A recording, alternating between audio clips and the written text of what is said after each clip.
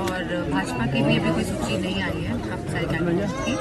मैं समझती हूँ 1-2 दिन में समाजवादी पार्टी की सूची आ जाएगी। ममता बनर्जी की हालत बिगड़ी हुई है, कई तरीके के लोग उन पर टिप्पणी कर रहे हैं, क्या कहेंगे इसको लेकर? कई तरीके की बयानबाजी हो रही है, लोगों की अलग अलग प्रतिक्रियाएं आ रही हैं।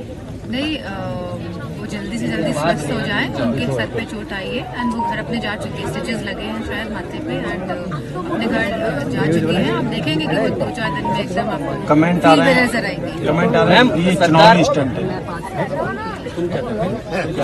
जो खुद स्टंट मारते हैं वो हमेशा दूसरों को इसी निगाह से देखते हैं। मैम सीए को लेकर क्या कहती हैं आप? ये चुनाव का माहौल है और जनता के पास हम लोगों को समझाने के और बताने के बहुत सारे मुद्दे हैं, चाहे वो महंगाई का मुद्दा हो, चाहे वो किसानों का मुद्दा हो, एमएसपी का मुद्दा हो, चाहे वो युवाओं की रोजगार का मुद्दा हो, चाहे वो महिलाओं की सुरक्षा का मुद्दा हो।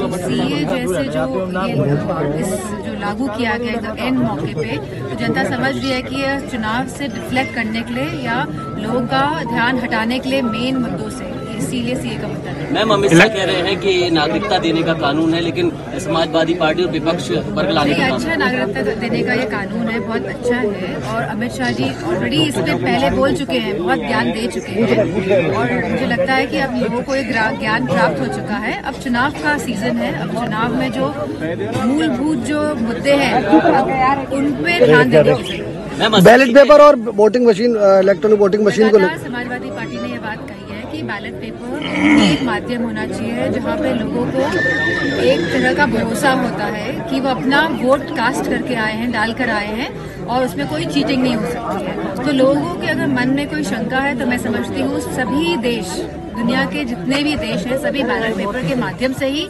चुनाव करते हैं, चाहे वो अंडर डेवलपमेंट कंट्रीज हो, चाहे वो पाकिस्तान हो, चाहे वो बांग्लादेश हो, चाहे वो चाइना हो, सब बैलेट पेपर के माध्यम से ही चुनाव हो रहे हैं। तो खाली भारत ही एक ऐसा देश क्यों बचे जहाँ पे अभी भी ईवीएम का प्रयोग हो रहा है। जब लोगों के मन में मंशाएं हैं तो मैं समझती हूँ सरकार को और सभी मशीनरीज को इस मंशाओं को दूर करके बैलेट पेपर से चुनाव। इलेक्ट्रल बॉन्ड को 80 में से 6 से 7 सीटें इंडिया गठबंधन को दिखाई जा रही है। आपको क्या लग रहा है कितनी सीटें मिल रही हैं? सर्वेज जो ज्यादातर होते हैं बीजेपी स्पॉन्सर्ड सर्वेज ही होते हैं। जिस तरह हमको देखने को मिला है बॉन्ड वाला जो मसला आया है और जो चंदा इतना मिला है बड़ी बड़ी पार्टियों को, तो मैं समझती हूँ इस तरह के सर्विस का कोई अभी कोई औचित्य नहीं है। बदायूं सीट को लेकर मुख्यमंत्री ने एक ट्वीट किया है कि बदायूं सीट पे चाचा शिवपाल चुनाव लड़ रहे हैं, चाचा जी, उसको लेकर मुख्यमंत्री ने ट्वीट किया है कि वहाँ चाचा भतीजे की लड़ाई छिड़ी हुई है। मैं समझती हूँ कि आदरणीय शिवपाल जी का जो कैंडिडेचर है बहुत दिनों पहले ही घोषित हो गया था, तो उस टाइम उन्होंने ट्वीट नहीं किया। जब मैदान पे हैं आदरणीय शिवपाल जी और मजबूती के साथ जो लड़ रहे हैं चुनाव और जो सीट निकल के आने वाली है भारी बहुमत से समाजवादी पार्टी ये सीट जीत रही है, तो कहीं ना कहीं खलबली मची है। मैम अपर्णा यादव की सूचना आ रही है सभा में शामिल हो सकती है, आप स्वागत करेंगे? अगर राष्ट्रीय नेतृत्व इस तरह कोई फैसला लेता है तो हम राष्ट्रीय नेतृत्व का पूरा साथ देकर स्वागत करेंगे। आरबीआई ने इलेक्ट्रॉनिक बॉन्ड को जो है सार्वजनिक किया, मैं समझती हूँ अभी और भी उसमें जो चीजें रह गई हैं, जो उसका जो आइडेंटिटी कोड जो होता है, तो वो संख्या जो होती है वो अभी नहीं आई है। मंडे को कोर्ट ने कहा है कि इसकी भी सूची एसबीआई दे। सीतारमण कह रही हैं कि इलेक्टोरल बॉन्ड पहले से बेहतर है। वो तो अपने पक्ष को सही साबित करने की पूरी कोशिश करेगी। आपको क्या लगता है?